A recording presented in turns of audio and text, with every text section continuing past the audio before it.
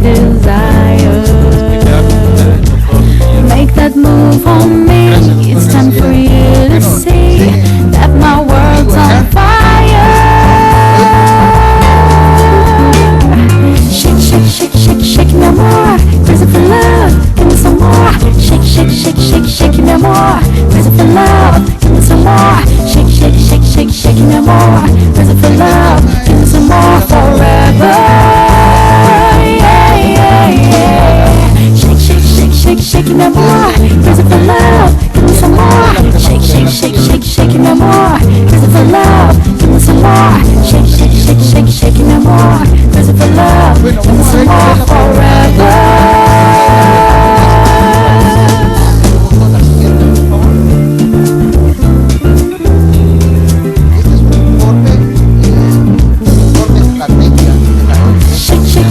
Shake me more, crazy for love, give me some more. Shake, shake, shake, shake, shake me more, crazy for love, give me some more. Shake, shake, shake, shake, shake me more, crazy for love, give me some more forever.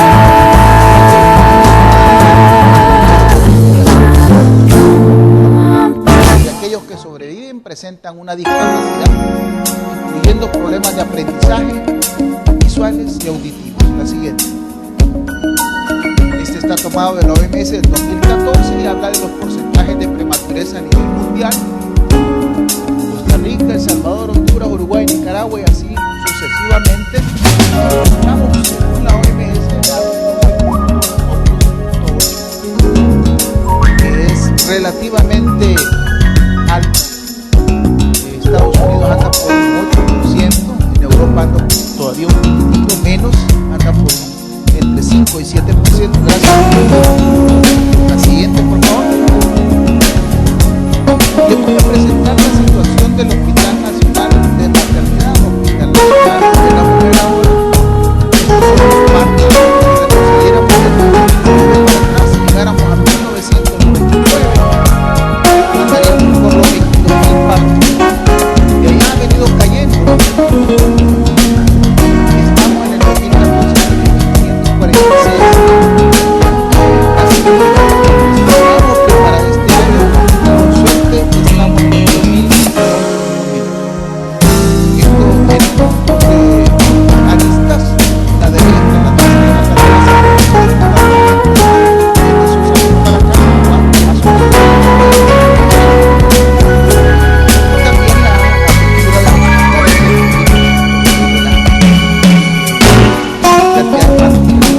de la siguiente.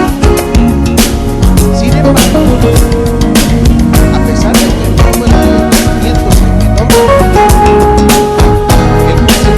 prematuridad desde 1929 14,3%. Vamos subiendo y llegamos a 22,5% de 2030.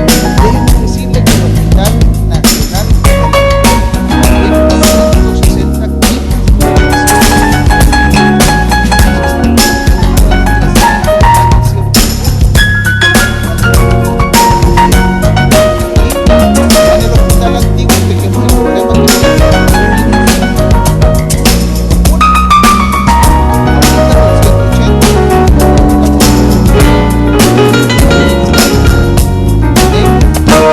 más del 100% de ocupación y en el área de enfermeros ya tenemos. Y todo esto, las estancias hospitalarias de los pacientes andan entre 30 y 60 días y algunos hasta 90 días, o sea, 3 meses. La siguiente. Es la principal causa de morbimortalidad neonatal. 10% puede causar parálisis cerebral,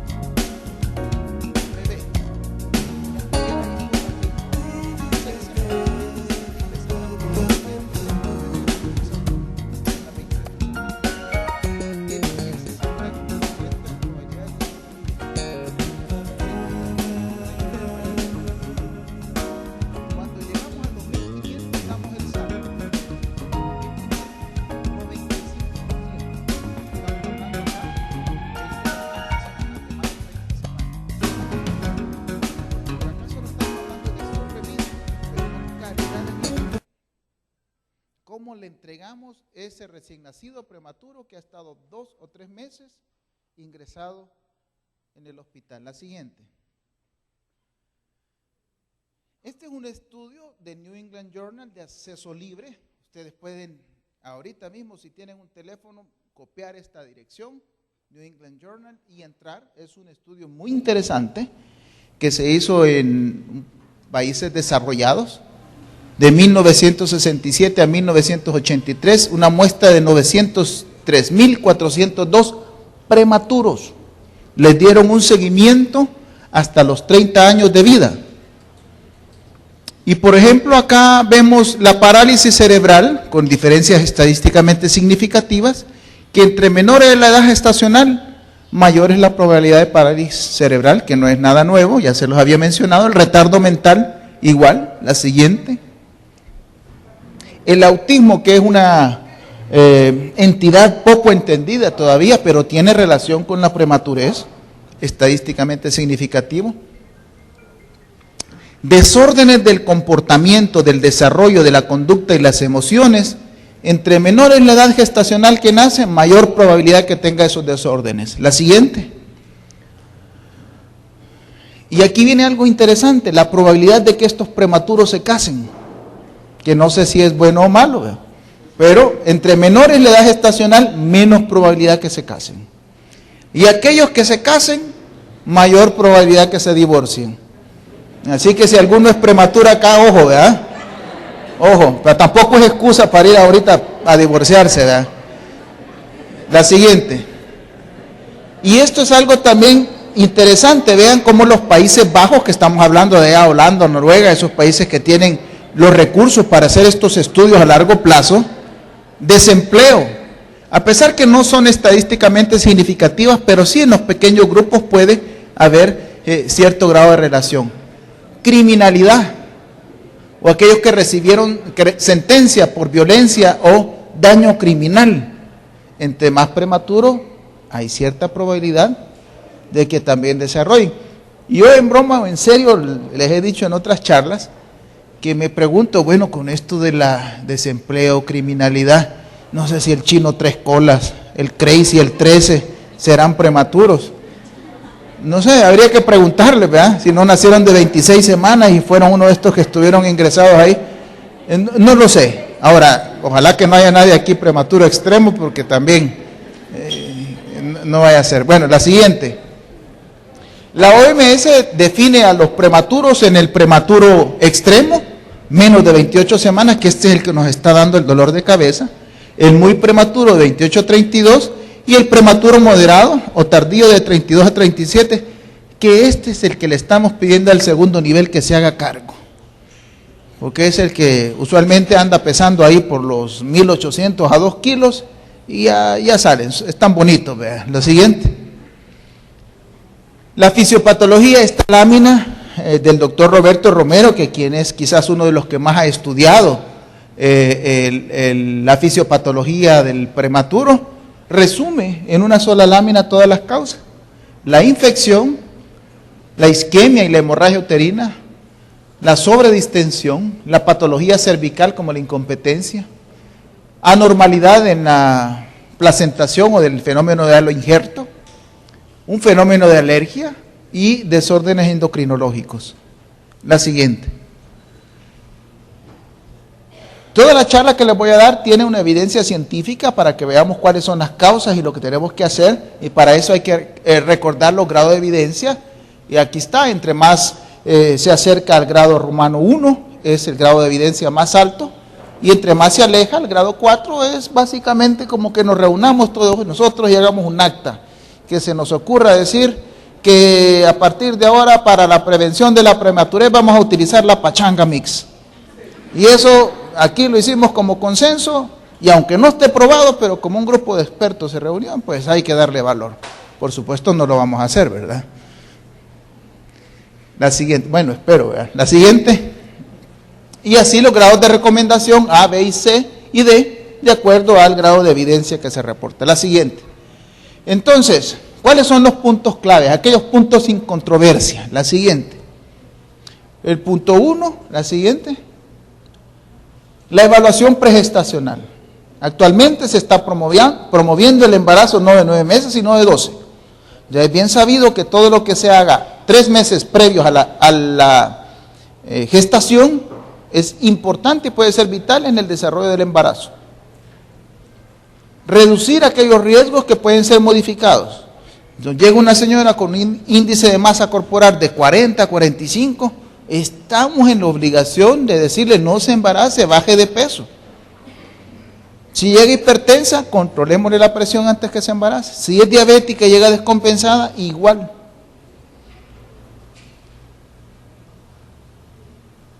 Tenemos que modificar aquellos factores de riesgo que son sujetos de modificarse. Antes de que se embarace, ahí comienza lo primero, recomendación grado B. La siguiente. Punto 2. Investigar las infecciones genitourinarias. La siguiente. Hay múltiples estudios que nos hablan, y ya no es nada nuevo decir que la infección de vías urinarias es una causa directa de la prematurez, pero la identificación de la infección de vías urinarias no es por un examen de orina, no es por un urocultivo, idealmente debe ser, pero para nuestro medio, con una tira reactiva, el conocido Conburtest, con la presencia de nitritos, estearasas, proteinuria, hematuria, así casi seguro el diagnóstico de infección de vías urinarias. Por lo tanto, y si ustedes revisan las guías de atención del prenatal, el que le llamamos libro rosadito, ahí está, que es con Conburtest. El mismo día que llega, le tomamos el Conbur y se va con su tratamiento. Nada de general de orina, venga con urocultivo, eso tarda una semana, cuando regresa ya les llega diciendo que tuvo un prematuro. La siguiente. Diagnosticar y tratar la bacteriuria asintomática en el embarazo es una intervención costo efectiva a favor de la efectividad. Evidencia 1A. ¿Qué quiere decir esto? Si tenemos un examen general de orina sugestivo de una bacteriuria asintomática, o ya no se diga que tengamos un urocultivo, hay que tratarla, aunque no tenga síntomas. La siguiente. Una revisión sistemática de la biblioteca Cochrane, el tratar a la bacteriuria asintomática versus no hacer nada, redujo básicamente la probabilidad de un prematurez en 34%. O sea, sí, definitivamente es efectivo. La siguiente, hay que hacerlo. El antibiótico de elección es la nitrofurantoína. Segunda opción, cefalexina. Evidencia B, grado de recomendación B. Evidencia 2, grado de recomendación B. El año pasado hicimos una revisión de los resultados de los urocultivos de nuestro hospital y básicamente la ampicilina le da risa a la E. coli, ¿verdad? Nada, resistente. La amoxicilina más o menos, una media risita. Entonces, pero también es cierto, nitrofurantoína a lo mejor no todos tenemos. Así que también ustedes deben saber que el Ministerio de Salud también giró una nota en que si se va a utilizar amoxicilina, ya no es 500 cada 8, dele 750 o 1 gramo. O 1 gramo cada 8 para tratar de vencer esa resistencia. La siguiente. Infecciones vaginales.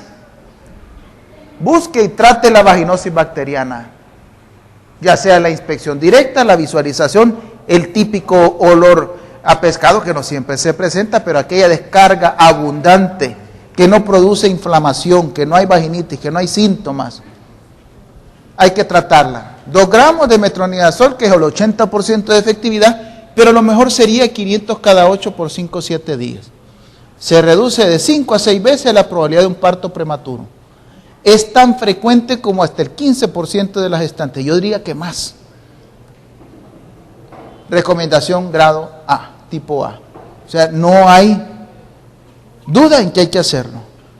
Yo les digo que es 15% porque ¿cuántos de nosotros le ponemos el espéculo cuando una paciente nos dice que está con flujo? A lo mejor muy pocos. Y a lo mejor no es porque no querramos, sino que tenemos muchas pacientes y esto y lo otro y siempre hay una excusa. Pero detengámonos a hacer el diagnóstico de vaginosis. La siguiente. Punto 3. tratar y prevenir las enfermedades médicas obstétricas que provocan prematuros. Esto sí es un número importante para nosotros. Preeclampsia, diabetes, hipertensión arterial y la malnutrición, manifestado como desnutrición u obesidad. La siguiente, por favor.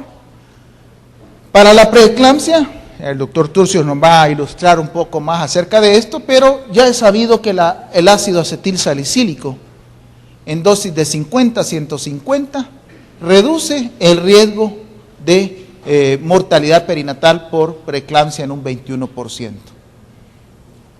Eso es importante porque la vulgar y silvestre aspirinita en pacientes que tienen riesgo de preeclampsia puede reducir significativamente el parto prematuro. La siguiente.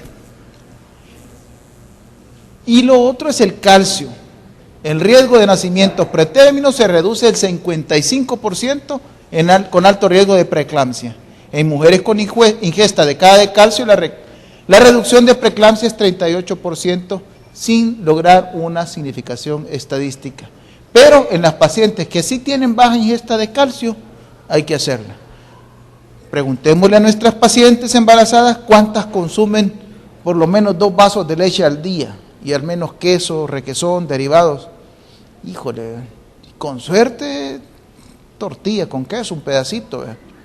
Leche, algunos los conocen en fotos. Entonces casi todas nuestras pacientes van a tener una baja ingesta de calcio, así que hay que darle. Si es de 500, 3 tabletitas de calcio al día. Si es de 603 y si es de 900, como están en el mercado también, pueden ser 2. La siguiente. La desnutrición y la obesidad. Yo recuerdo hace mucho tiempo el problema que teníamos era la cantidad de pacientes que mirábamos desnutridas.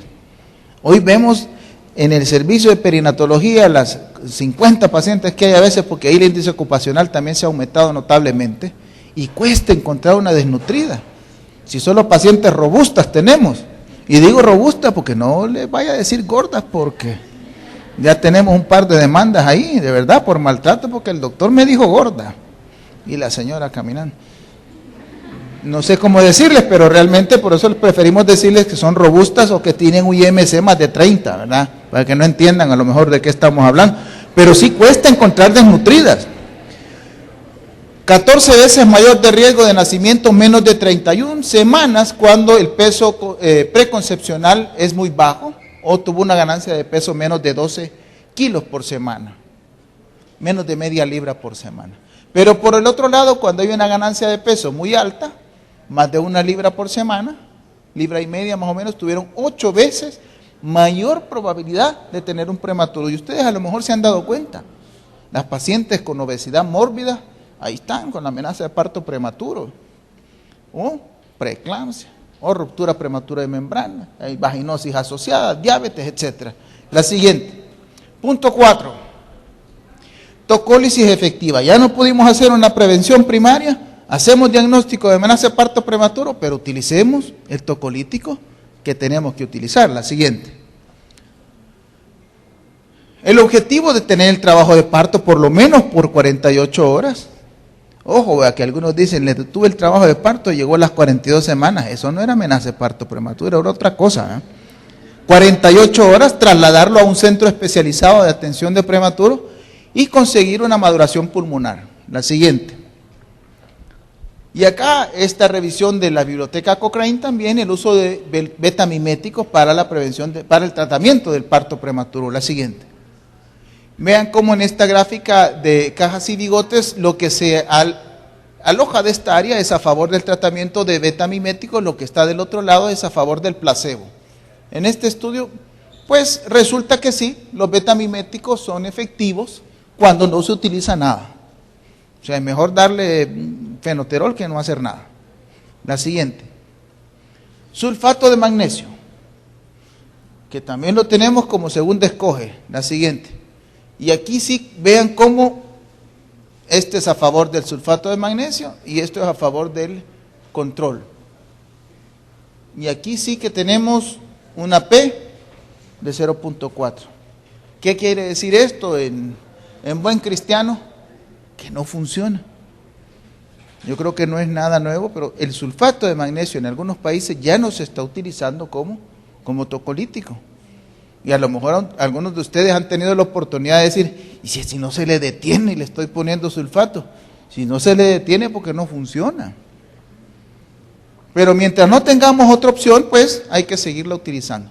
Bloqueadores de canales de calcio, la nifedipina. Pero es que eso es para el cardiólogo, para la cardiología, es para el hipertenso.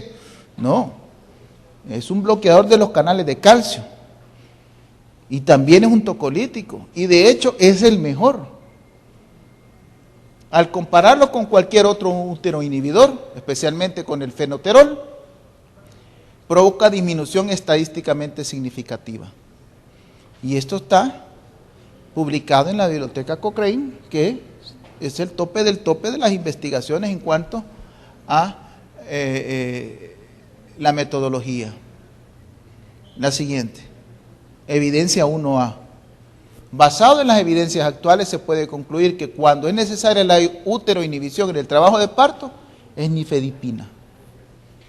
No la tenemos desafortunadamente, incluso ahorita está escaseando la de 30. Hace varios años, recuerdo cuando estábamos en la residencia, teníamos nifedipina de 10 miligramos. Y le dábamos 10 miligramos cada 15 minutos hasta que se bloqueaba el trabajo de parto.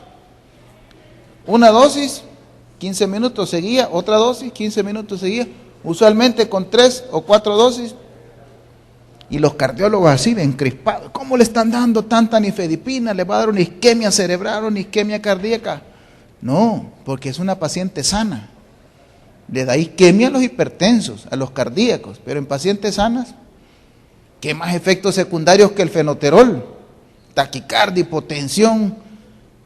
Esto es lo que se quejaba la señora, era un poquito de las orejas calientes y un poco de cefalea, nada más. Le daba hipotensión, el fenoterol. Bueno, todos los que lo han utilizado saben que se retiró del mercado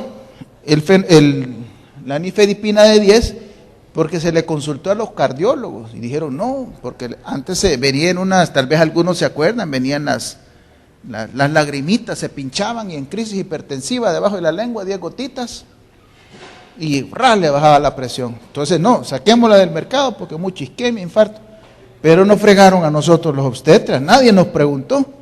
Y hoy estamos peleando para que regrese. Y ya está haciendo esfuerzos el ministerio, aquí hay personas que nos acompañan del ministerio y ellos están viendo cómo porque no hay en el país, no hay, se retiró, nadie lo usa, pero nosotros sí. Nifedipina es la primera escoge, no la tenemos desafortunadamente. La siguiente, punto 5. Administrar antibióticos en las rupturas prematuras de membranas. Pasar de un prematuro extremo a un prematuro maduro. Llevar de las 28 a las 34 para mejorar la expectativa de vida.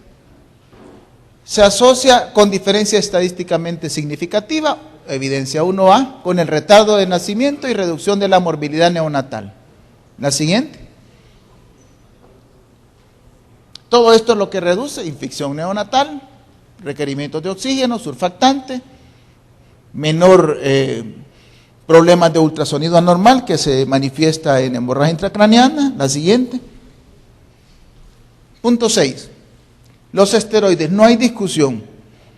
Los esteroides antenatales mejoran la severidad del distrés respiratorio.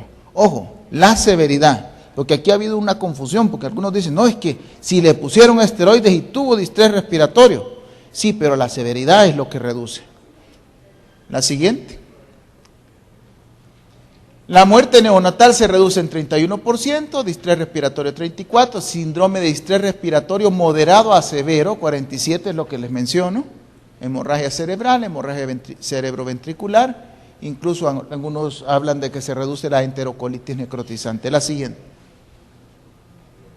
Ahora bien, no se justifica más de un ciclo de esteroides, porque antes se daba 12 miligramos de betametasona desde las 28 hasta las 34. Ya se demostró que eso produce más perjuicio que beneficio en el feto. Reduce el diámetro del perímetro cerebral, el perímetro craneano y también la longitud de los huesos largos. Excepción en los gemelares o la dosis de rescate. ¿Qué quiere decir? Que si se puso la dosis porque tenía riesgo de prematurez y al mes no ha nacido y sigue la problemática, se le puede repetir. Estas son las dosis que ustedes las conocen también. La siguiente. 7. Antibióticos para la prevención de la sepsis neonatal temprana. No pudimos detener el trabajo de parto, ofrezcámosle al neonatólogo un prematuro de mejor calidad. Y esto no es nuevo, desde el 96 el CDC de Atlanta lanza esta estrategia de cumplir antibióticos en pacientes que tienen antecedentes de recién nacidos con sepsis neonatal por el estreptococo, bacteriuria por el estreptococo, parto prematuro de menos de 37 semanas, ruptura de membrana de más de 18 o fiebre intraparto. En cualquiera de estos casos hay que administrar antibiótico. ¿Cuál? La siguiente, por favor. Bueno, antes que eso, este es un estudio también de la biblioteca Cochrane, antibióticos para la reducción de la septicemia por el estreptococo, la neonatal temprana. Vean cómo todos se alejan bastante de la línea media, algunos tocan la línea media, pero en general el peso de los estudios le da suficiente para que sea estadísticamente significativa. La siguiente. Y esta lámina es interesante incluso para temas de salud pública o de epidemiología. Vean cómo las intervenciones que se han utilizado a través del tiempo, esto es en Estados Unidos, cuando se ponen de acuerdo el grupo de ginecólogos y de pediatras para las estrategias de reducción de la sepsis neonatal temprana. Aquí están los niveles de sepsis, aquí entra la publicación del CDC, se hace un consenso de las guías y vean cómo comienza a caer notablemente la sepsis neonatal temprana. La siguiente, con algo tan sencillo como administrar ampicilina 2 gramos endovenoso si no hemos logrado detener el trabajo de parto. Una amenaza de parto prematuro, 30 semanas, no se logra detener, pongámosle ampicilina 2 gramos. Ahora, algunas otras estrategias, la medición de la longitud del cuello, que esto normalmente no se está haciendo, pero debería de ser dentro de las descripciones de los reportes ultrasonográficos, así como le hacen la biometría, como miden líquido amniótico, como se mide la madurez placentaria, incorporar la longitud del cuello. ¿Por qué? Para hacer algunas acciones, administramos progesterona vaginal o podemos hacer un cerclaje profiláctico o terapéutico de acuerdo al caso. La siguiente. Y de esto vamos a hablar un poquito porque es creo que lo que tenemos que empujar en este momento y que es factible de hacer. Este es un cuello normal, ven acá cómo se ha cortado el cuello y hace esta imagen típicamente de embudo. Esto es por ultrasonido. La siguiente. Estos son los riesgos asociados para un parto prematuro después de que se detiene un episodio de parto prematuro. La siguiente es de marzo de este año. Está en esta biblioteca, este journal. La siguiente. Estos son la siguiente, por favor, los factores de riesgo. Los más importantes son la edad gestacional a la que presenta el episodio. Entre más temprana la edad gestacional, mayor probabilidad que se dé el prematuro. La longitud del cuello uterino y la dilatación. Esos 3 parámetros son los más importantes. Por ejemplo, si tienen una paciente ingresada por amenaza de parto prematuro, el pronóstico lo podemos evaluar en base a esto. ¿A qué edad tiene? La longitud del cuello y cuánto tiene de dilatación. La siguiente. Para medir la longitud del cuello en embarazos únicos, que es donde se ha identificado, no sirve para los gemelares, debe ser vaginal la medida, nada más abdominal en los casos que esté contraindicado la vía vaginal, pero debe ser la medición por vía vaginal. La siguiente. El valor de corte, la siguiente. La siguiente. Estos estudios nos están diciendo que más o menos anda de 29, el percentil 10, 29-30, 27-28, 26-28 milímetros. O sea, estamos hablando que menos de 3 centímetros es el corte. Algunos hablan de 2.5 y algunos de 1.5. Pero en general, un cuello que a las 21 semanas mide menos de 3 centímetros, ojo, Ojo que puede presentar una amenaza a parto prematuro y estamos obligados de hacer algo. La siguiente. La siguiente. Acá también vean cómo le está dando 1.5 centímetros, pero por supuesto, vean cómo la P es sumamente baja. Obviamente con 1.5 la probabilidad que nazca en 7 días es casi seguro. O sea, este es un valor de corte muy bajo, demasiado bajo. La siguiente. La siguiente. Vean, acá está lo que les mencionaba, el valor de la edad gestacional a la que presenta el evento, la longitud cervical, y este estudio incorpora la medición de la progesterona en saliva, que se oye bien astral el estudio, pero no, es un procedimiento sencillo que se lo toman en el carrillo y le miden. Los tres juntos van a reducir notablemente. La siguiente, por favor. Perdón, la anterior. No, esta está bien. Los autores dicen que la medida de la progesterona salival con valor de corte de 933 picogramos por mililitro y la longitud cervical con valor de corte menos de 30 milímetros, o sea 3 centímetros, son en conjunto buenos predictores en pacientes con riesgo de parto prematuro. No tenemos la progesterona, pero sí hay ultrasonidos y se puede hacer la medición de la longitud del cuello. La siguiente. Entonces, ¿qué hacer? La siguiente. Aquí hay un estudio en que compara las dos estrategias que están en discusión a nivel mundial. O le hacemos un cerclaje, que es un procedimiento quirúrgico, o le administramos progesterona. Esta es la progesterona vaginal, estamos hablando de progesterona vaginal micronizada, y acá tenemos una comparación. A un grupo se le hizo cerclaje y a otro grupo se le puso progesterona. Aquí tenemos el valor de P. Estadísticamente no es significativo. ¿Qué quiere decir? Lo mismo. Que le demos progesterona, que le hagamos cerclaje, el mismo resultado tenemos. La gran diferencia es que uno es un procedimiento invasivo y el otro no. La siguiente. La siguiente. Y aquí vamos ya con lo que quisiéramos enfocarnos mucho más en la administración de la progesterona vaginal. La siguiente. Vean cómo este estudio con la administración de progesterona vaginal versus placebo en pacientes con riesgo de parto prematuro se alejan por mucho de la línea media a favor del tratamiento. Este estudio es de altísimo peso, por lo tanto, con solo verlo aquí decimos, no hay discusión, tenemos que hacerlo. La siguiente. Este es otro estudio también que realizado por el doctor Roberto Romero, que trabaja mucho el tema de la prematurez. Un estudio doble ciego también, y vean cómo, la siguiente por favor, reduce el parto prematuro en los menores de 33 semanas, menos de 28 y menos de 35. Por supuesto de 37, distrés respiratorio, enterocolitis, todo esto no lo reduce, pero sí la edad gestacional del parto. La siguiente. Y esta otra también habla de la reducción de del riesgo de prematurez en mujeres con un ultrasonido con cuello corto al utilizar progesterona vaginal. Y también la siguiente, lo que nos reduce es el nacimiento abajo de 1500 con diferencia estadísticamente significativa, que esa es la que nos está dando el problema. La siguiente. Y este es otro estudio interesante que es más digamos, de bioquímico o de fisiología, de administrar la progesterona micronizada para demostrar cómo funciona. Recuerden que hace muchos años estuvo la teoría no es algo nuevo, se utilizaba el caproato de hidroxiprogesterona inyectado, y todavía hay algunos artículos que hablan muy bien de la inyección semanal de 250 miligramos. Pero ¿cómo es que actúa? Esa caída de la progesterona produce isquemia en la placenta, al igual que un ciclo menstrual, y posteriormente liberación de prostaglandinas.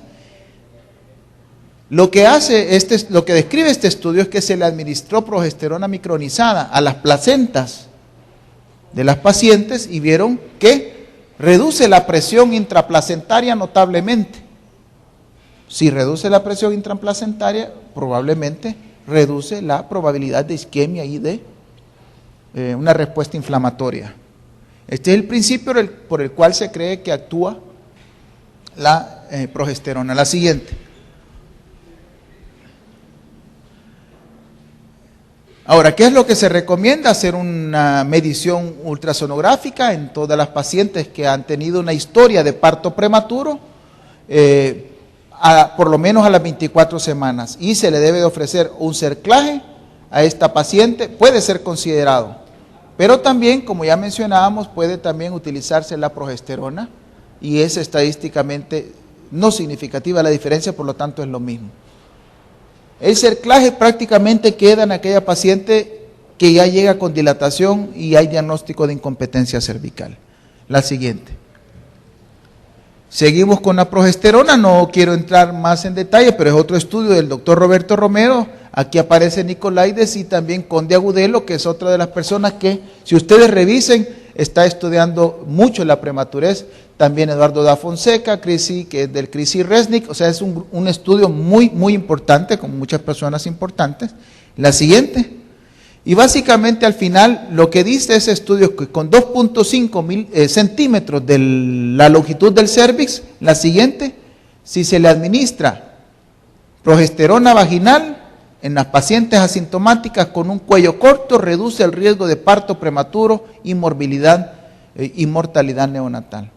Es entonces a este punto que no hay discusión, la progesterona vaginal tendríamos que utilizarla, la progesterona micronizada, y tenemos en el país, sí tenemos, el Seguro Social tiene, el Ministerio de Salud está haciendo los esfuerzos por adquirirla, a nivel privado también tenemos.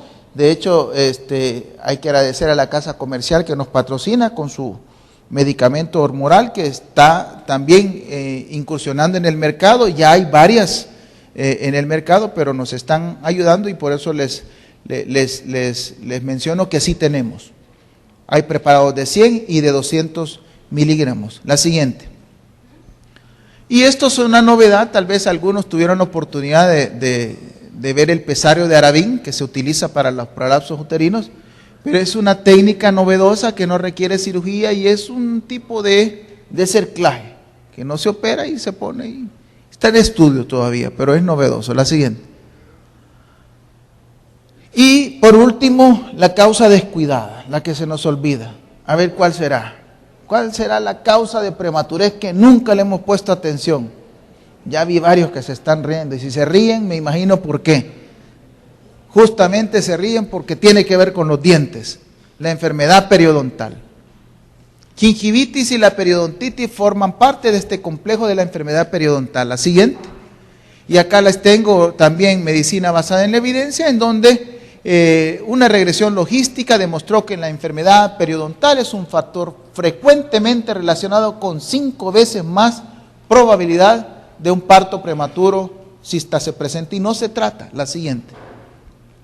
Acá otro estudio que está publicado en la revista chilena de ginecología y obstetricia sobre la enfermedad periodontal, la siguiente, en donde prácticamente todos hablan que sí hay un aumento en el riesgo de la prematurez. ¿Qué es la enfermedad periodontal? Es una placa alrededor del diente y de la encía. Hay bacterias, toxinas, causan una respuesta inmunológica inflamatoria con liberación de mediadores que puede causar un parto prematuro. La siguiente. ¿Qué hacer? Bueno, hay que mandarla donde el odontólogo. Y si no, pues administrar metronidazol o amoxicilina. Si no hay metronidazol, acetaminofén si hay dolor, y enjuagues bucales con clorhexidina, que es sencillo y no va a gastar mucho la paciente. La siguiente. Nada más es el ciclo de la génesis del trabajo de parto prematuro causado por la enfermedad periodontal, publicado en la revista del INPER. La siguiente. Y esto es como se ve, unas encías sanas. Acá, la gingivitis, que es este enrojecimiento alrededor de la base del diente. ¿Cuántas de nuestras pacientes lo tienen? Yo creo que muchas. Pero llega en trabajo de parto, en parto prematuro, buscamos vías urinarias y no le revisamos la boca. Aquí muchas veces dicen, no, sí es, tiene algo, hay algo aquí en los dientes, decimos, pero no sabemos qué es. Y seguimos buscando, ¿y por qué se le quiere venir? ¿Por qué se le quiere venir? Y la paciente se ríe y no le vemos esto. Y se ríe de nosotras. Aquí, doctor. La siguiente. Bueno, y quizás para finalizar y para hacer un paréntesis en mi charla, algunas gotas del saber sobre la historia de la medicina en El Salvador. La siguiente. Estos dos personajes que están en el libro de la historia de la medicina del doctor Infante Meyer, los invito a que lo revisen, es muy interesante. Aquí está el doctor Carlos Leiva y el doctor José Llerena, que dice el libro que ya por 1911, en una tarde lluviosa les notificaron que una paciente que tenían ingresada en el Hospital Rosales había iniciado trabajo de parto. Esta paciente tenía un embarazo de término, pero también tenía una cifoescoliosis severa, medía 1,20 de talla, tenía una luxación congénita de la cadera e increíblemente estaba embarazada. O sea, tenía su corazoncito con alguien. La cuestión es que inicia trabajo de parto y ¿qué hacemos? Y dijeron estos dos señores, bueno, o le hacemos lo que tradicionalmente hemos hecho, que era una sinfisiotomía con una sección del cuello y se sacaba con un forceps triturador al feto, con una mortalidad del 100% para el feto, por su pelvis, una anormalidad ósea en la pelvis, o implementaban una nueva técnica que habían leído en libros franceses, que era extraer al feto por el abdomen. ¿Y cómo va a ser eso? La siguiente. Es así que la pasaron a esta sala. Bueno, este es de 1902, sala de operaciones del Hospital Rosales. Si nos imaginamos en ese momento, la pasaron a esta sala. Le pidieron al bachiller Trujillo, que era un estudiante de 5º año de medicina, que le diera la anestesia. Ya me imagino. Le dieron una combinación de éter, cloroformo, y ahí lo describe el libro, es un coctelazo que le pusieron, pero la durmieron. La siguiente. Y le hicieron la cesárea. Esta es la curcuchita, como le conocían ellos, y en el libro está descrito. A una paciente de 30 años, le tomaron foto. Le hicieron una cesárea clásica. Se fueron con todo, una sifopúbica, ¿verdad? Una laparotomía, con todo, ¿verdad? Sin amagarle, y una clásica. Pero, en contra de todos los pronósticos, a los 10 días se fue de alta la paciente a su casa, con su recién nacido vivo. Si es la historia de la primer cesárea en el país, 1911, el doctor Carlos Leiva y el doctor José Llerena. La siguiente. Bueno, no sé, si se hubiera dado ese caso en San Bartolo o en San Rafael, a lo mejor lo hubieran mandado en la ambulancia. Aquí está en la ambulancia.